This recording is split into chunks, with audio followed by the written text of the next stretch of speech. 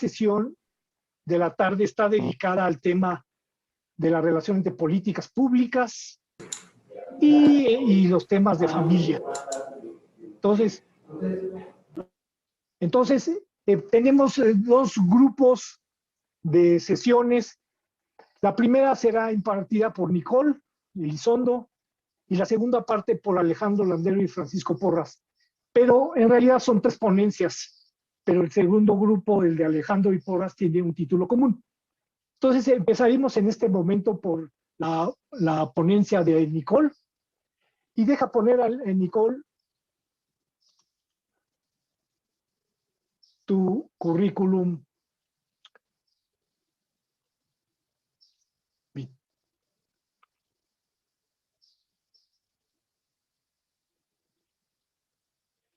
Bueno, Nicole Elizondo Orellana, su ponencia se llama Gestión y Desarrollo de la Política Familiar en América Latina. Ella es cientista política, mención Gobierno y Gerencia Pública en la Universidad Alberto Hurtado en Santiago de Chile. Es magíster en Gestión y Política Pública del Departamento de Ingeniería Industrial de la Facultad de Ciencias Físicas y Matemáticas de la Universidad de Chile. Actualmente se desempeña como investigadora del área de políticas públicas del Centro UC de la Familia de la Pontificia Universidad Católica de Chile. Se encuentra a cargo del Observatorio de Políticas Públicas, publicación trimestral del Centro UC de la Familia. Sus áreas de interés son políticas públicas, políticas comparadas, desarrollo humano, gestión pública, instituciones democráticas y metodología. Pues es una experiencia y una formación muy importante sobre el tema que nos preocupa ahora, Nicole. Entonces, quisiera dedicar este tiempo a que nos hablaras de lo que nos preparaste y que sería algo muy interesante conocer. Esta parte de la perspectiva de familia, que sería cómo se desarrolla y cómo está el clima del desarrollo desde las políticas de familia en América Latina. Pues bienvenida, Nicole. Muchas gracias Fernando por la invitación y aprovecho de saludar a todos los presentes. Procedo a compartir pantalla, denme un segundo. Perfecto. Entonces, en el día de hoy nos convoca el tema de la gestión y el desarrollo de la política pública familiar en América Latina. Y lo primero que tenemos que tener en cuenta es que, bueno, que la familia ha sufrido transformaciones importantes y eso también se condice con la reecuación de políticas públicas, ¿no? Lo primero a considerar en cuenta es que las políticas públicas, ¿qué son? Son un conjunto de medidas públicas destinadas a las personas que tienen responsabilidades familiares para que en el fondo se puedan desempeñar de mejor manera en sus tareas y actividades, en especialmente a los que tienen hijos menores dependientes, ¿no? Pero tenemos que también tener en cuenta que, tenemos que tener en cuenta que también estos se enfocan más allá del grupo, es a la unidad familiar, es lo que comúnmente se conoce como enfoque familiar, ¿no? Y por supuesto, cuando hablamos de estas políticas con enfoque, perspectiva o política pública familiar, también estamos hablando de políticas que afectan tanto directa como indirectamente a la familia, implícita o explícitamente, y también con un grado de focalización o de universalidad o a través de transferencia o de desgravámenes fiscales, ¿no?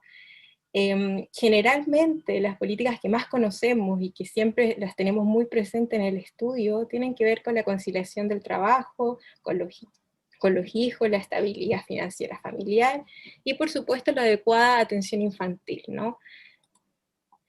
Pero si nos referimos en el fondo a esta política familiar, comúnmente también tenemos que hablar de esta protección social, ¿no? Y según la Agencia de Estadísticas de Europa, tenemos que en promedio en Europa se gasta un 27,9% de la protección social. Pero de esta también hay un heterogéneo grupo de países que en el fondo van desde Francia, que destina un 34%, hasta Rumania con un 14,4%. En ese sentido, nos preguntamos entonces, ¿cuánto de esto gastan en familia, no? Y acá parece que también tenemos la misma tónica, ¿no?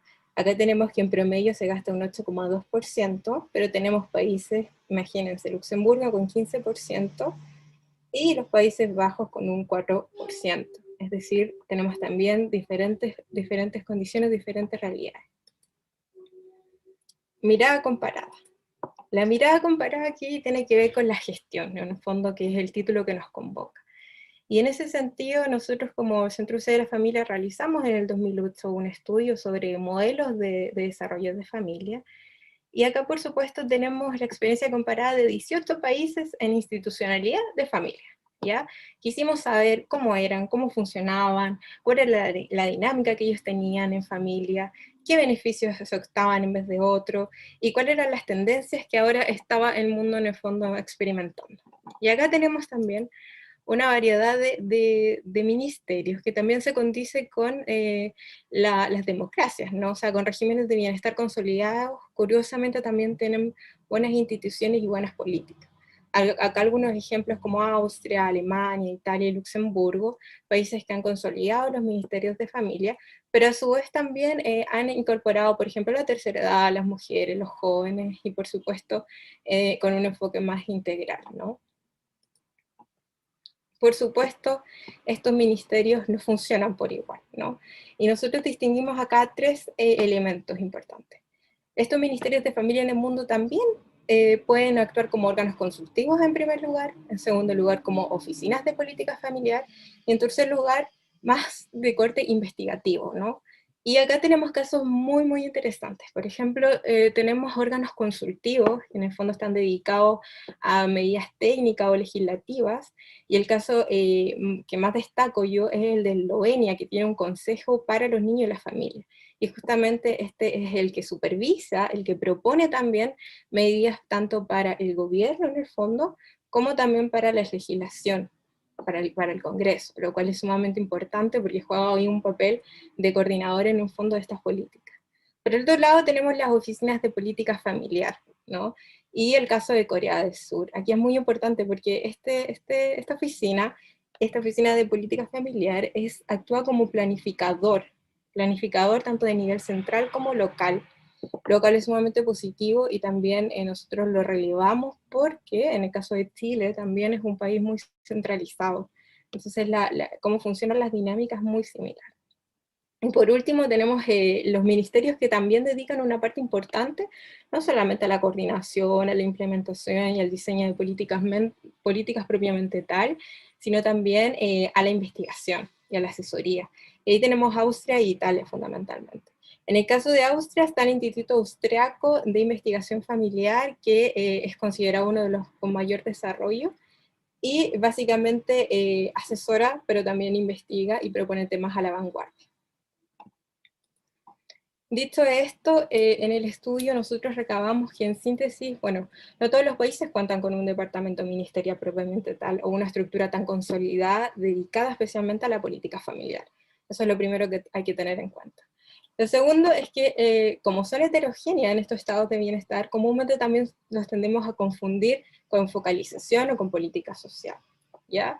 Y en tercer lugar, el principio de la subsidiariedad está orientada al 100% a la protección social, es decir, a las asignaciones familiares. Y esto últimamente se ha ido acrecentando, ¿no?, por producto de las tendencias globales. Por ejemplo, hoy en día es la pandemia, pero hace 10 o 15 años atrás fue un shock externo económico. Entonces, dado estas externalidades, la política también se va ajustando, ¿no? Y esto tiene que ver también con la capacidad fiscal de los países. Si ya tenemos esta mirada, ahora nos interesa mirar cómo fue con América Latina y el Caribe. Y en América Latina y en el Caribe tenemos acá una doble dualidad, ¿no?, que es importante de resaltar. O sea, por un lado tenemos asimetrías sociales y económicas que históricamente han segmentado nuestras sociedades, y por otro lado tenemos el acento de cómo podemos invertir y fortalecer los sistemas sociales de protección social. Esto que parece en pugna ha sido muy, muy difícil en el fondo de equilibrar, ¿no? Porque siempre vamos a tener estos rezagos sociales que nos acompañan, pero a la vez también queremos también inversión social, pero a costa de también tener déficits públicos y solvencia financiera que no siempre nos acompaña en la región. Cuando hablamos también de gasto social en América Latina, este es un gráfico del 2019, y ustedes se fijan que tenemos gasto en protección social, educación y salud, que son los tres principales gastos que que realiza el gobierno central en el continente, tenemos que en promedio en el gasto en protección social ha sido 4,3%, en educación 4% y en salud 2,3%, ¿ya? Y en promedio, si ustedes se fijan, ha aumentado básicamente desde el 2000 hasta el 2009, ha aumentado casi el doble, pero aún así muy estable y muy afecto, por supuesto, a las tendencias económicas externas. ¿Qué pasa en los países? Y ustedes ahí se ven la heterogeneidad que tenemos en toda la región, tanto en Sudamérica como en Centroamérica. Acá tenemos, por supuesto, que algunos gastan mucho más en protección social, como es el caso de Brasil y Argentina, sin lugar a dudas, junto con Cuba, y también tenemos algunos que más o menos se mantienen estables, es decir, salud, protección social y educación más o menos equilibrados, ¿no? Como caso de Chile, como caso de Costa Rica, etc. Ahora bien, si tenemos el gasto, ¿cómo funciona entonces la política familiar? Y si nos vamos y miramos con lupa la institucionalidad de América Latina, la verdad que tenemos escasa institucionalidad, ¿no? Yo acá en este cuadro les sitúo algunos consejos, institutos y algunos ministerios que se han creado en el último tiempo, pero la verdad es que no deja de llamar la atención la escasa institucionalidad que existe dedicada a la familia.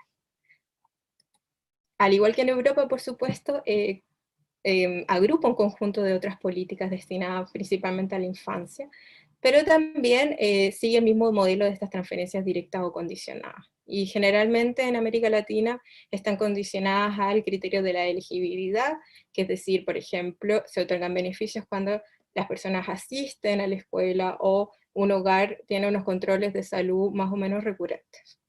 En el continente hay dos elementos o en el fondo dos programas que han sido muy destacados históricamente, que es el Bolsa de Familia en Brasil y el Chile Crece Contigo de Chile. Y el diagnóstico en el fondo que se puede extraer de esta breve pincelada que yo les comparto es que las políticas públicas también dependen de la calidad de las instituciones, ¿no? Es decir, también tenemos que tomar en cuenta que la coordinación, la calidad, la implementación y la eficacia también van a depender de la calidad tanto de instituciones como democracia. Y parece que ahí en América Latina también estamos al debe, ¿no? Y en primer lugar yo puse que hay una necesidad de mejorar la coordinación interinstitucional. ¿Ya? Pareciera que acá en el fondo los ministerios, los departamentos, las instituciones funcionan como islas, ¿ya? Lo que comúnmente se llama insularidad. Es decir, no hay un trabajo de coordinación, no hay un trabajo o una mirada integral respecto a un tema. Y ese es el primer paso, el primer problema de superar para tener una política familiar que nos pueda en el fondo agrupar todos los integrantes de comunidad familiar y todos los beneficios y todas las políticas que queramos implementar. Por otro lado está este principio que no solamente aplica para la política familiar, sino en general, que es el tema de ¿focalizamos o queremos políticas universales? Y eso también tiene que ver con la cobertura, ¿no? Y para lograr extender la cobertura, que es el deseo de todos los gobiernos en el fondo, también tenemos que tener en cuenta los criterios de déficit público y también la racionalidad técnica o responsabilidad fiscal. Y a la par de esto, también están las prioridades políticas y la desconfianza en la élite política. Y eso también tiene que ver con el juicio que ahora hay sobre la desconfianza en las instituciones, el querer tener también mejores servicios y políticas públicas, y también las prioridades de las políticas y la política, es decir, queremos generar programas para qué, con el fin de que tenga un valor público efectivamente, o que tenga réditos políticos y sea más a corto plazo, ¿ya? Y por otro lado también yo diría que está la ausencia, por supuesto, de la participación de agentes claves políticos y sociales en los asuntos de familia. A veces uno piensa que los gestores públicos y en realidad la gestión pública no toma en cuenta a estos importantes actores. Entonces, estas cosas en realidad, todas estas prioridades que las vemos acá, son mejores características para, por supuesto, generar políticas públicas, pero que generen mejores resultados para el desarrollo. Y eso está, obviamente que está relacionado 100% con la calidad también de las instituciones y la calidad de democracia. Yo acá hice un apartado porque me interesó mucho el tema de la respuesta institucional a la familia por el COVID, porque como vimos anteriormente, si bien hay una institucionalidad escasa, sí tenemos por otro lado, como les dije, políticas bien focalizadas a ciertos grupos, ¿no? Pero, ¿qué pasó con una pandemia que afectó en realidad a toda la región y afectó dramáticamente a todos los miembros de la familia? La verdad es que la respuesta institucional es bien variada. Este cuadro es de la CIPAL y la verdad es que es muy interesante porque la institucionalidad en la región efectivamente se adecuó muy, muy rápido ante esta emergencia y creó en realidad tanto transferencias monetarias en especies, suministro de servicios básicos, hubo una protección efectivamente a los trabajadores formales y también hubo apoyo a las personas y a las familias. Ustedes se fijan ahí, lo pueden observar en el cuadro, hay un variopinto de medidas que efectivamente se dieron. Ahora, si uno pone el énfasis y pone la lupa en cómo fue o cuál fue el monto de las transferencias, nos tenemos que fijar en el siguiente gráfico. La verdad es que el monto de las transferencias para enfrentar esta pandemia, si ustedes se fijan ahí, solamente 4 países tienen un nivel alto, que es Brasil y Chile, con Panamá y República Dominicana. Pero el resto, la verdad, es que se encuentra por debajo de los subsidios que incluso entregaban previo a la pandemia. Entonces, este gráfico en el fondo nos da cuenta que desde marzo a diciembre esos beneficios han sido insuficientes en el fondo para poder subsistir. De este análisis, en el fondo, 32 países implementaron 263 medidas de protección social que fueron dirigidas a la población de mayor vulnerabilidad en esta etapa de la pandemia, ¿no? De esas, 127 fueron ligadas a América del Sur, 74 al Caribe y 62 a Centroamérica. Ahora, respecto al tema de las transferencias monetarias directas. Transferencias monetarias directas hubo en los países, yo solamente pongo acá unos ejemplos para dar cuenta de las ayudas que recibieron, y la verdad es que si ustedes se fijan acá, los montos mensuales en dólares varía, o sea, tenemos países como Perú, Costa Rica, Chile, que tienen sobre $200, tenemos otros países como Argentina, con el ingreso familiar de emergencia, y Brasil, y por último tenemos también Colombia, que tiene solamente $42. Ahora bien, este varios de transferencias no fue igual, por ejemplo, en duración. Tenemos algunos beneficios que todavía están en el tiempo y algunos que lamentablemente han tenido que recortarse producto, por supuesto, del costo que significa. Y cuando nos referimos ahora a los desafíos, por lo tanto, de la política familiar en América Latina, lo primero que tenemos que tener en cuenta es algo que a veces la política pública y la gestión no toma tanto en cuenta, que son los pactos sociales, ¿no? La necesidad en el fondo de que los actores puedan unirse y puedan integrar y puedan generar políticas que vayan en la dirección adecuada. A veces agendas tan confrontativas no ayudan en el fondo a generar espacios para una política de largo plazo, es decir, políticas que al menos estén pensadas de aquí a los 30 años, ¿no? Y siempre tenemos esta mirada a corto plazo y siempre está la mirada, por supuesto, puesto también en la solvencia financiera de cada país, eso es un hecho, ¿no? Y en segundo lugar, también, y muy ligado al diagnóstico que realicé anteriormente, están estas competencias institucionales, ¿no? O sea, la importancia de las instituciones y las políticas públicas, y muy ligado al título de este ciclo de seminarios a la democracia, ¿no? Si eso está atrás, eso está interpelado. Y en el fondo de eso también tenemos un largo camino. En el diagnóstico que en el fondo les mencioné, se pueden capturar algunas luces y fotografías, y por supuesto que no es todo, porque política social es una parte, pero por supuesto que hay otras dimensiones que también se tiene que hacer cargo, la institucionalidad, ¿no? También tenemos en tercer lugar nuevos valores emergentes que también van a hacer una disrupción ahí en la política familiar. ¿Cómo la política familiar va a responder, por supuesto, a este individualismo o la autorrealización de ahora de las nuevas generaciones, ¿no? ¿Se va a adecuar? ¿Cómo lo vamos a adecuar? ¿Cómo se va a entender en el fondo esta política unitaria como grupo? Entonces, todas esas interrogantes en el fondo se van a ir viendo a medida en el fondo que pasen los años, ¿no? Y en cuarto lugar está la modernización del Estado y la calidad de la democracia, que en el fondo engloba todos estos elementos. Adicionalmente, hay nuevos hitos, ¿no? Nuevos asuntos, nuevos grandes temas, nuevos desafíos para la política familiar. Uno de ellos es el Ministerio de la Soledad, ¿ya? Este es un tema muy reciente. En el Reino Unido fue el pionero en generar este ministerio en el 2018, y luego este año tenemos el ejemplo de Japón.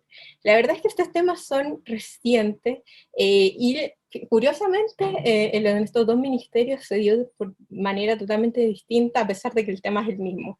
En un primer lugar, Reino Unido fue porque tiene alrededor de 7 millones de adultos mayores viviendo solos. Entonces su gran tema de la soledad fue crear este ministerio para ir a ayuda especialmente de ellos. Y en el segundo caso está Japón, que Japón creó este ministerio porque tiene una alta tasa de suicidios en jóvenes.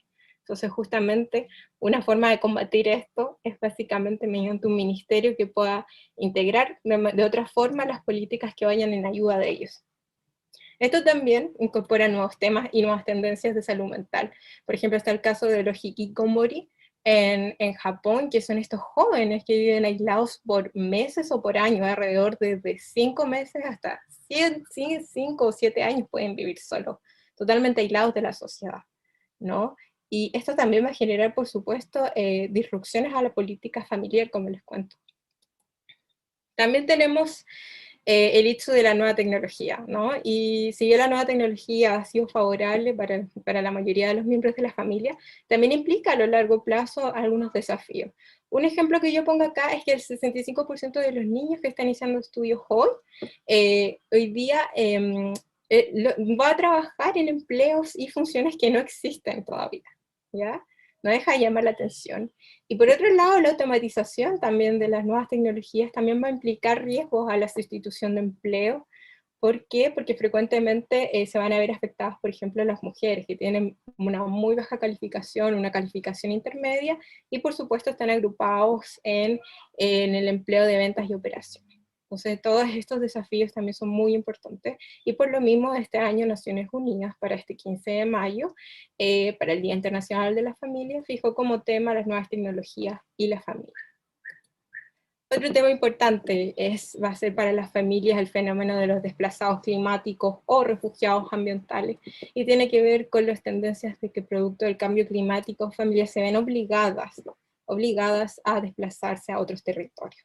En este estudio del Banco Mundial de 2018 indica que si no se adoptan medidas, para el 2050 alrededor de 143 millones de migrantes se van a ver obligados a salir de su lugar habitado, ¿no? Y aquí tenemos el ejemplo de África, de Asia y América Latina. Para el caso de América Latina tenemos que son 17 millones aprox si no se adoptan medidas, lo cual es sumamente grave porque son grupos que se van a ver y familias enteras que se van a ver obligadas a su desplazamiento. Otro hito importante que ya está causando revuelo y tendencia es la propuesta de la CEPAL de la renta básica, ¿no? A raíz de la pandemia y de los graves efectos que ha dejado es importante, y nos preguntamos también si tener una vida digna en el fondo también implica tener una renta a un piso mínimo, ¿no? Para cubrir las necesidades. Sobre todo las nuevas tendencias en familia, como son familias monoparentales, familias que cuidan a un ser querido, que están en situación de dependencia. Eso también va a ir a la parte de la política social, ¿no? Si queremos o no una renta básica, cómo lo podemos implementar y si es que es factible en el fondo en nuestra región. Y también tenemos como nueva propuesta la nueva institucionalidad, ¿no? Porque estos grandes cambios demográficos, la fecundidad, la reducción del tamaño del hogar y de los niños, el envejecimiento y la dependencia también genera nueva institucionalidad, y así lo ha hecho la Comisión Europea, que por ejemplo en el 2019 creó la nueva cartera que se llama Democracia y Demografía, justamente para tratar estos temas. Por supuesto, la tendencia ahora, como yo pongo ahí, es claramente una política del cuidado de las familias, ¿no? Que se haga cargo de todas estas grandes, como le llaman las Naciones Unidas, mega tendencias que van a ir ocurriendo. Bueno, muchas gracias. Esta ha sido mi presentación.